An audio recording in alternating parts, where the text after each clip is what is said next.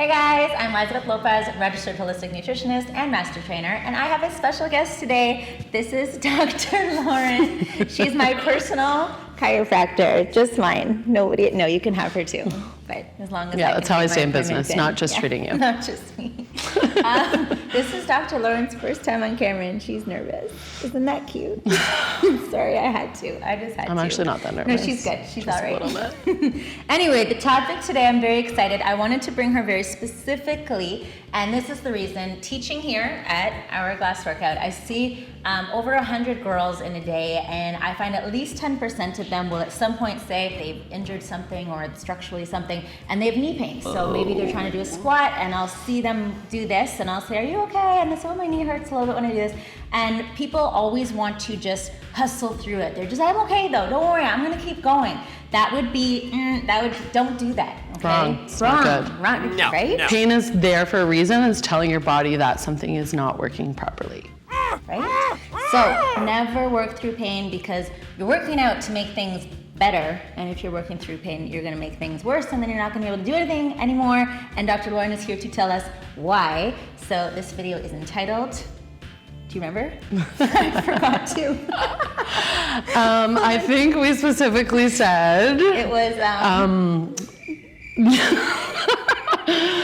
knee pain. I know what it was. Oh, Something with squatting, building that booty. Knee pain, knee pain, knee pain. We had it. Okay, go. Is knee pain stopping you from building that ass? That's what it I is. actually came up with that She did myself. come up with that.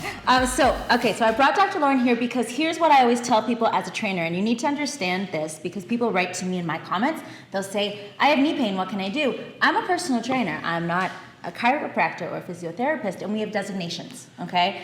I can help you with the exercises that the chiropractor says, and I can work you through. So it's good to know designations, where I will say you should check with a chiropractor to find out what exactly is causing your knee pain, because everyone is different.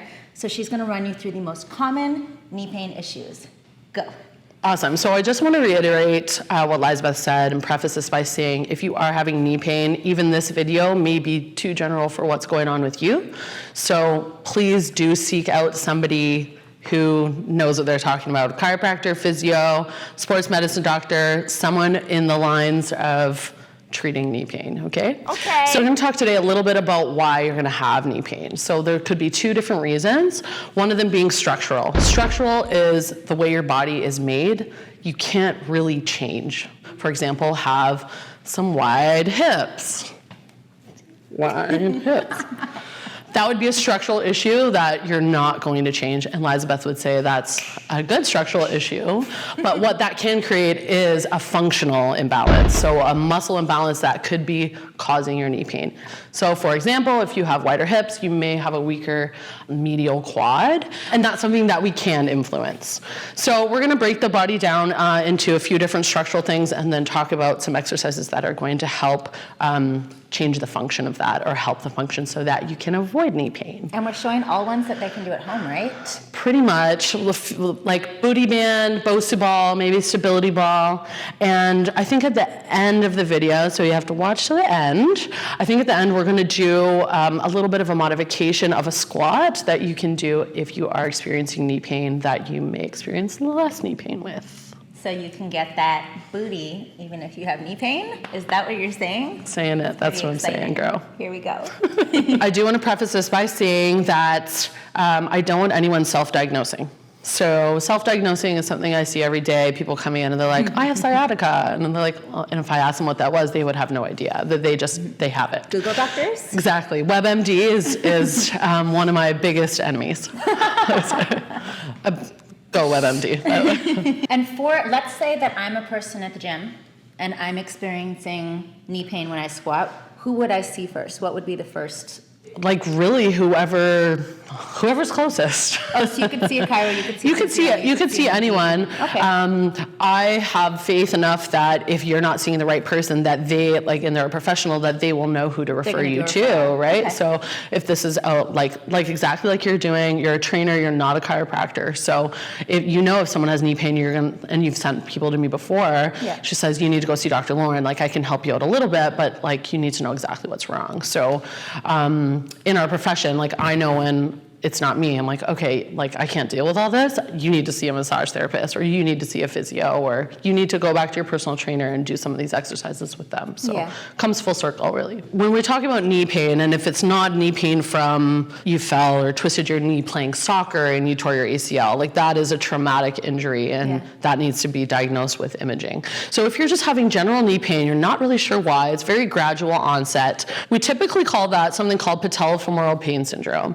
And what that really just means is that your knee isn't tracking properly. So your knee you want to track up and down, right? But when you have muscle imbalances or structural deformities, wide hips, bow leg, knock knee, foot, like overpronation or oversupination, you can have the tracking of your knee displaced. So we want it to go sort of up and down, but when you have these other issues, it can be pulled laterally, which I typically find is the most common, or it can track medially depending on whatever's going on with you specifically. Anyone who comes to me with any sort of lower body injury, first thing I'm going to do, I'm looking at their feet. So Liza, I'm going to get you to take one or both shoes off for me so we can look a little bit closer.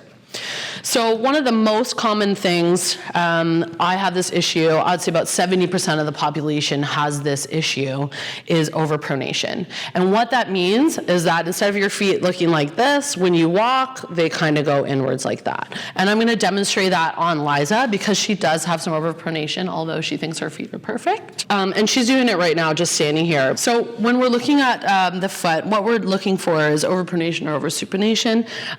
This is really where her foot should be neutrally. Let me do it. There you go. She likes to overpronate. And so when you get overpronation, it looks like that. So the feet are collapsing in.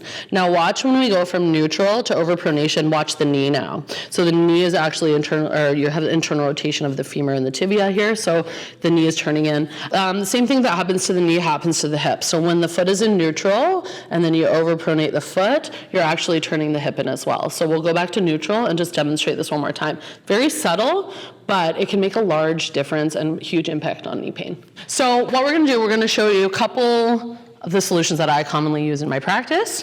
One of them being orthotics, so I'm going to grab an example of those, and then we're going to show a few exercises. Okay. And you're going to demonstrate for me. You cool with that? I'm cool with that. Awesome. Okay, so if you don't have access to a Bosu ball, go buy one. Got it. Bosus are awesome. So awesome, so dynamic for a lot of, especially if you're an avid home workouter, these guys you can do a lot of stuff with. Yeah. So this is, so again, overpronation is structural. So one of the things I address, because think about holding your arch up all day, think you can mentally do that for 10 hours that you're on your feet a day or whatever. One of the things that I give a lot of people with overpronation who are having knee pain is an orthotic, okay?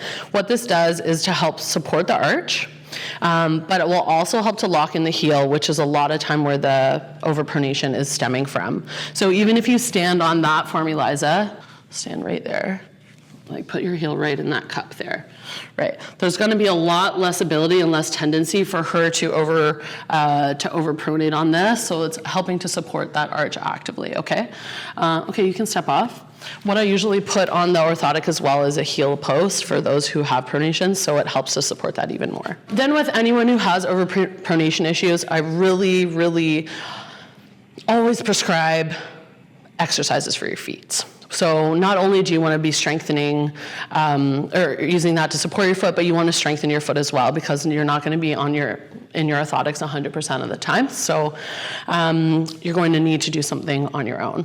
So typically the first thing I do is I help to strengthen the muscles within their toes, within their feet that are help supporting the arch. They're called your intrinsic foot muscles, okay? And I do a little exercise called short foot, and it's very hard to capture and it's very hard to see, but essentially what it's doing is teaching your foot grip strength Okay. for the floor. And I find that people can improve their balance and their form and their technique if they learn that. So what I'm going to show is just, and I might have to demonstrate it myself, but we can see if you can do it. Basically, you're going to pull the arch of your foot back like that. So the balls of your toes back to your heel without curling your toes. So, and you're not going to see a lot, but just squeezing that arch in there, that's like trying to really actively grip the floor with your foot. That's going to help to strengthen the muscles in your feet. That's challenging. Yeah, it's hard. It's definitely a hard movement to get down because you want to curl your toes. Okay. But she couldn't do it. I'm doing it. She couldn't do it. It's very challenging. It's hard. Yeah, it's pretty hard. I feel like I might cramp. Well, relax. You do it.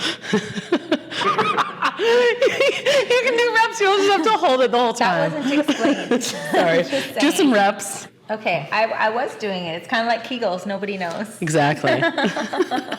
I'm doing great. I've done 5 reps. She's doing really good. I can am. see her Can you feet. see it? Her feet are like all veiny through her socks and stuff. My feet are aching. Okay, I like that. So, how often should someone do that? How many reps? You can practice this literally all day, every day. So no one's going to do that. So what's your Right. recommendation? So try and do it. Like if you're having issues and you want to learn this, it takes probably 3 to 4 weeks to create any sort of a habit. And you want to create that mind-muscle connection. Yeah. So I would say you should do it at least every day for a month. Every day for how long? Or how many reps? 3 sets of 10, 3 sets of 20. If you're sitting at your desk at work, if you're on the bus, Okay. whatever, you can do it standing or Can sitting. you do it with shoes on? You can. Okay. But you're not as grippy that way, right? You're not Well, you may not get the same feeling out of it Okay. as if you're doing it on a But bare everything is sort of still hard something? floor. Yeah, like you're still working on it because inevitably you're going to have to be able to do it in a shoe as well. Okay. Just because Right. I know how many people do their chiropractor exercises. Not Her. I That wasn't inclusive of her. I actually have a lot of good patients. You're in like the 10%. It's not a good patient. I'm a bad patient. A terrible patient. Okay, so that felt good. I totally actually feel it. Like I feel like I need to stretch now. Would you actually use a ball afterwards if you were tight, or something to release, or am I being a wimp? You feel like your feet are tight after 5 reps? No. Oh. Good for you. Never mind. Next question. Okay, I'm going to get you to put your shoes back on because we're going to get on the Bosu. And you don't really want to go on the Bosu with socks. Oh, do I want to go barefoot? Safety hazard. Oh, You can I'll go barefoot. shoes. Oh, Shoes or barefoot, whatever you want. I'll go shoes. Dun, dun, dun. Oh, and I'd like to say I didn't realize I was taking my shoes off in this segment right away, which is why I have the white socks and the black shoes. What an idiot. Nah, ha, ha, ha, ha. Okay, what am I doing? Good. Okay, so the other thing we're training with that, we want to strengthen proprioception. And proprioception is the body's ability to react to a change in movement. Walking, hiking, running, anything, like even being pushed off balance. Too strong for you. That Wow. wasn't an imitation, though. See, she has great proprioceptive skills. So what I do, and it's kind of fun for me too, I usually get my patients to stand on here and I walk around and push them and see what their reaction is to movement. And most of them fall off, which is fun for me. So it's easy to stand on 2 feet, but then what we do is we get them to stand on 1 foot, right in the middle of the ball there. Okay. Do you need help? Do you want to hold my hand? Stop. Wait, I have to make sure I'm centered. Because I know I'm going to be judged by someone maybe behind Out the there, camera. for sure. What? Who? Okay, so when they're struggling to do this, I instruct them to do their short foot exercise. So really squeeze your foot into that Bosu ball, and quite often with that cue, they wobble less, but maybe not today. Stop. But yeah, so this is training. Not only you're going to get a little bit of core in here too, but after 30 seconds, a minute, she's probably going to feel tired in her foot. See, there you go. You're getting good at it. The more you do it, honestly, if she does it for 2 minutes, she'll be better at it. Try the other foot. I don't want to. I was looking pretty good at the end there.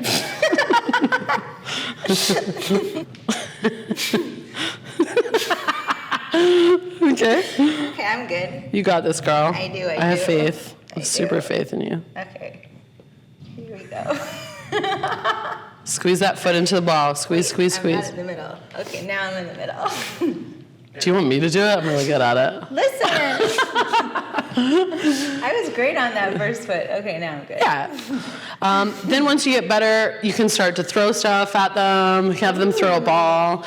You can even do ball slams, stuff like Daniel's that. all over. Daniel's like, please go get a ball. I'm going to go back to my good foot. And this can be sport-specific training as well. So if you play basketball or soccer or whatever, you can do headers or catch the ball and throw it, bounce it, dribble it, slam it, whatever you want to do. You got it? You on there? Yeah, just finding my balance. Okay. Going easy on her. No, I gotta wait for her to balance again.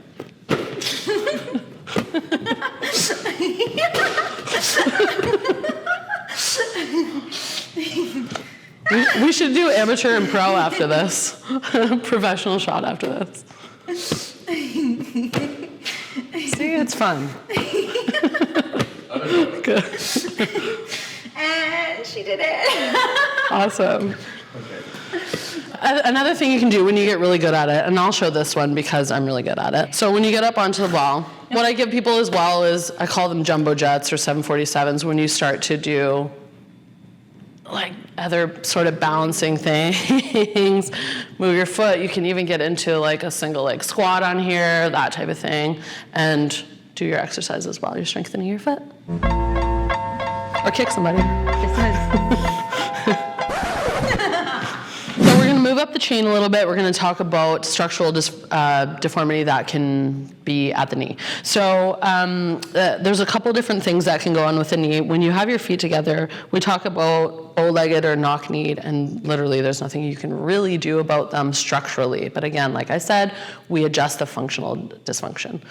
The functional dysfunction, however that sounded. Okay, so typically when you're knock-knee is when your feet are together and your knees are touching, right? That's gonna put a rotation, again, similar to the over-pronation, a rotation on the femur that's going to have your knee pull a little more laterally and more rotation of the hip. Is this ticklish?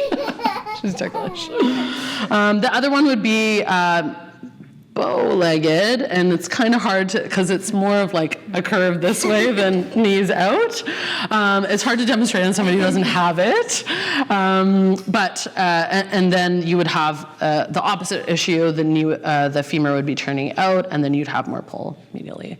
So those are two structural things. Again, we're going to address the functional, but those are two structural problems that can cause functional problems.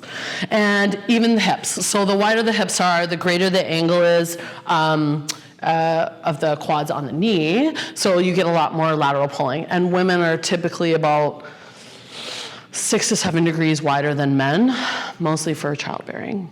What this predisposes us to as women is a lot more, we're prone to more ACL tears. So you'll see a lot more soccer players and basketball players and women with ACL injuries, but also patellofemoral pain because the tracking of the knee is a little bit off. Two of the most common things that I see are weak VMO, so vastus medialis versus vastus lateralis, two of your quad muscles. So weak medially, strong, overdeveloped, overused, overactive lateral quad. So how do we strengthen these muscles specifically? So there's a couple different ways. We're going to show one to just sort of activate and isolate the VMO. And then we're going to show another exercise that uses both of these muscles equally. So the first one I'm going to have you show is I want you to throw your ankle weights on.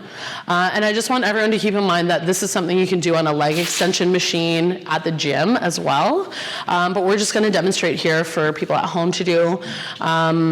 Again, there's a million different varieties of this exercise, but I'm going to show you the angles that are sort of best for this.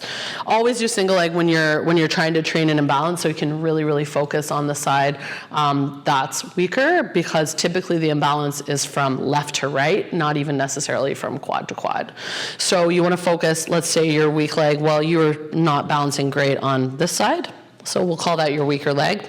So again, you can do this with a resistance band tied around the bench or with a leg extension machine.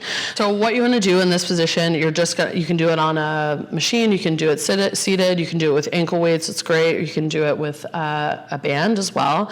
You're going to bring your leg out, extend the knee, and you're going to turn your leg about 20 degrees outwards so you can specifically target this muscle here.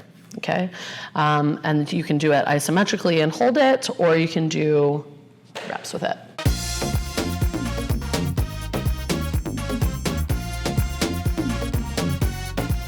What we're gonna get Liza to do, you're gonna sit in a wall squat, but she's not gonna go like deep into it.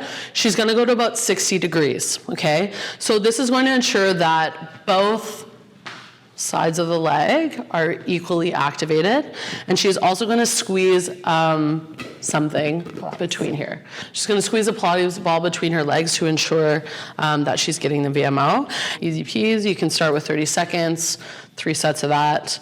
Are you feeling it? Are you feeling the burn? Feel it. This is a good one for your bum too if you want to drive your heels into the floor too. Make sure you're activating those glutes.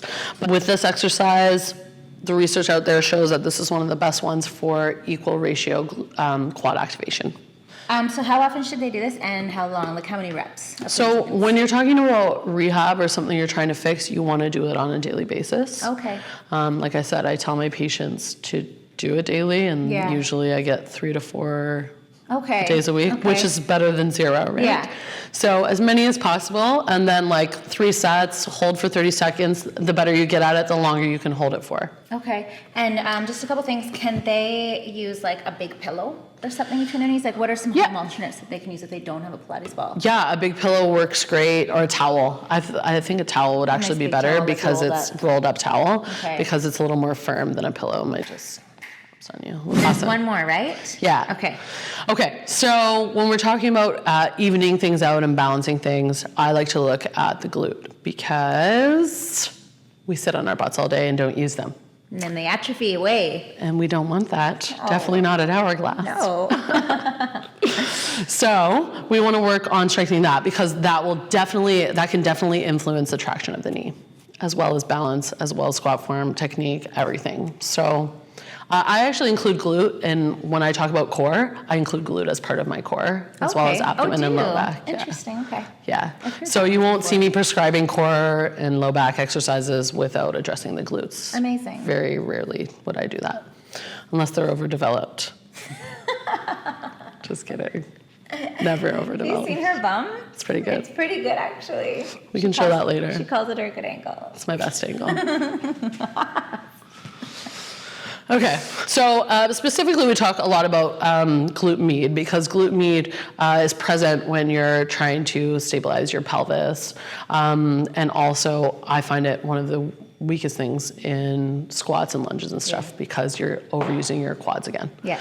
So I'm going to show you a couple functional tests that I do for people to see if they see what they're doing, if they're having glute med weakness, or if that's something I need to address. One of them is just a simple lunge forward. And from that, I can typically tell a lot: tight hips, weak glutes, tight adductors, weak VMO, that type of thing. So I get them to step in, and most often I see if their knee isn't collapsing in when they're going down, it's collapsing in when they're going up. And that is one of the biggest indicators of a weak glute. I also get them to do a single leg squat, and you can tell right away what side of their body they're more comfortable using, because they'll be really weak on one side and not so much on the other. Even from a orthopedic perspective, we do a test called Trendelenburg, which you just kind of stand here and then get them to lift one leg, and if they have a weak glute med, they'll do like that. Their pelvis will tilt. Oh, interesting. Yeah. So one of my fave things, one of Liza's fave things, is booty bands. I like to use them specifically for glute activation, and one of the things we're going to show today, a progression of the exercise is using a booty band. Okay. So I'm going to get you to do a clamshell. You know how to do a clamshell? Okay. So I'm going to get you to demonstrate that for me. So you sort of want your heels, your knees at 90 degrees, heels in line with your bum. Okay, and I get my patients to put their hand right on their glute med so that they can feel it activate. Okay, keep your heels together. And biggest mistake I see is rotating back and forth. Okay, so they try and open their leg and they're like, I need to open it wider, and they do that instead, and that's not doing them any favors really. So it doesn't matter how high you go, as long as you feel that contraction, that activation. Eventually when you get better at it, you'll be able to clam a little wider. But I feel it there. Yeah, exactly, and that's all you need to do. You can make this a little bit harder if you want. Bye. I didn't think you'd actually do it for me, but okay, I'll take it. By putting the booty band on and trying that way. Let's give yourself a little bit more resistance. So, and then another one you can do. Oh, are you going to do this properly? I'm going to do it properly. Okay. There we go. So great. Such a great clamshell. Thank you. It is. Okay, now what? Another one you can do is side lying, just straight leg, lifting your leg, abduction. Again, this has a really, research out there is showing that this is really one of the best exercises for activation of that glute med muscle. Yep. I find sometimes people, if they're too tight in the quad though, however, with this, they'll have trouble with this and they'll use way more of their quad. So that's why I get them to start with the clamshell. But some people really feel this a lot if they have good control, but we're trying to teach control. But some people feel this great, and again, it's another good exercise. We have a special bonus that we're going to show of the squat. Yeah, we do. That if you have knees that hurt, that you can do instead. We're going to show it. I think it's time. Okay. Okay. Sounds good. Okay. So if you want to grab the stability ball, do you want to show it or do you want me to show it? You can show it. Okay. So I'm going to put these on. So this again, the title of this is, if your knees do not feel good. Just sit down and put this. If your knees don't feel good, this is a squat that you should still be able to do. So this is very exciting because there's so many people out there that just don't get to squat anymore. I know, it's a shame. So one of the main things to remember when you're squatting and you have knee pain, you don't want to go past a certain point. So you really don't want to go past 90, and you don't want to load up your back. So this is going to help take some of that load off with the ball behind you. So you can lean into the ball and you can drive your heels into the floor to activate your glutes. The band is there as a reminder to drive your knees out, and that's going to activate your glute med as well. Okay? So when this band starts to get loose and collapse in, that's when you know when you're doing it wrong. So all you gotta do is sort of sit in this squat here, drive your knees out, turn your toes out a little bit, and remember on your way back up, it's really important to keep your knees out as well. So driving out, keep the knees up too. And that's where I find a lot of people have the pain when they get to a certain point and then their knees kind of collapse in when they're coming up. That's when they're not actively using their glutes. Woo.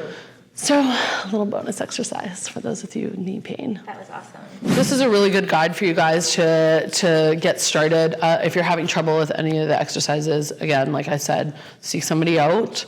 These aren't only the ones, these are just a general of what I find are the most common problems with people with patellofemoral pain or anterior knee pain. So. Yeah. And just in a quick nutshell, like I don't have knee pain, thank goodness, but pretty much all the exercises that she's shown, I just incorporate them into my regular workout routine, which is probably why, yes, that my knees stay Liza's big on preventative. I'm pretty sure that's why we hang out sometimes. All about the preventative. So even if you don't have knee pain, I would say try to incorporate those exercises. For sure. Because they can't hurt you, they can only help you. Yeah, they're not just going to be for knee pain or knee issues. They can be addressing other things as well. Yes. I prescribe those a lot to back pain, knee pain, all whatever. That good stuff. Yep. Okay, so thank you so much to Dr. Lauren. Thanks, Liza. Thank you so much. Please show her some love in the comments down below. We're also going to put her information in the description area, so if you're in the Toronto area, you can check her out. We put up videos every week. Do make sure that you subscribe, like the video, share it with your friends, and let us know if you tried anything, if you have any more questions for us in the comments, or what you'd like to see in the next video, and we will see you next week. Peace out. She's making fun of me. Bye, guys.